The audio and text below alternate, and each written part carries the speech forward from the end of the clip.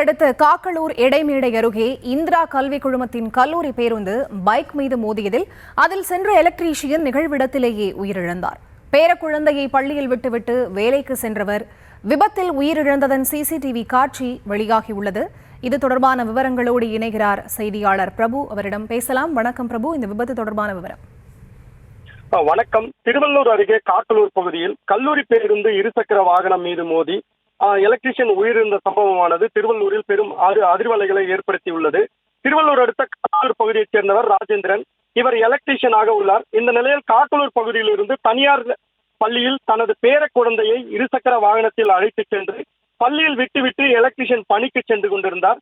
அப்போது காக்களூர் எடைமேடை அருகே இருசக்கர வாகனத்தில் சென்று கொண்டிருந்த போது அதே திசையில் வந்த இந்திரா கல்வி குழுமத்தைச் சேர்ந்த கல்லூரி பேருந்து அந்த இருசக்கர வாகனம் மீது மோதியதில் நிலை தடுமாறி கீழே விழுந்த எலக்ட்ரீஷியன் ராஜேந்திரன் மீது கல்லூரி பேருந்தின் பின்புறம் சக்கரம், அதாவது பின்புறம் உள்ள சக்கரம் ஏறி இறங்கியதில் அவர் சம்பவ இடத்திலேயே துடிதுடித்து உயிரிழந்துள்ளார்.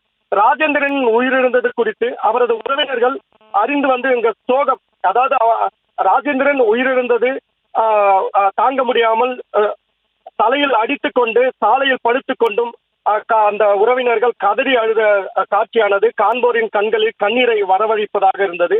சம்பவம் குறித்து தகவல் அறிந்து வந்த திருவள்ளூர் தாலுகா போலீசார் ராஜேந்திரனின் உடலை மீட்டு பிரேத பரிசோதனைக்காக திருவள்ளூர் அரசு மருத்துவக் கல்லூரி மருத்துவமனைக்கு அனுப்பி வைத்து வழக்கு பதிவு செய்து விசாரணை மேற்கொண்டு வருகின்றனர். இந்த நிலையில் அந்த இருசக்கர வாகனம் மீது கல்லூரி பேருந்து மோதும் கண்காணிப்பு கேமரா பதிவுகள் வெளியாகி அதிர்ச்சியை ஏற்படுத்தி இருக்கிறது. அந்த இருசக்கர வாகனமும் கல்லூரி பேருந்தும் ஒரே திசையில் சென்று கொண்டிருந்த போது அந்த இருசக்கர வாகனம் மீது கல்லூரி பேருந்து மோதுவதும் பின்னர் அவர் தடுமாறி கீழே விழுவதுமான காட்சிகள் வெளியாகி அதிர்ச்சியை ஏற்படுத்தி இருக்கிறது. விவரங்களுக்கு நன்றி.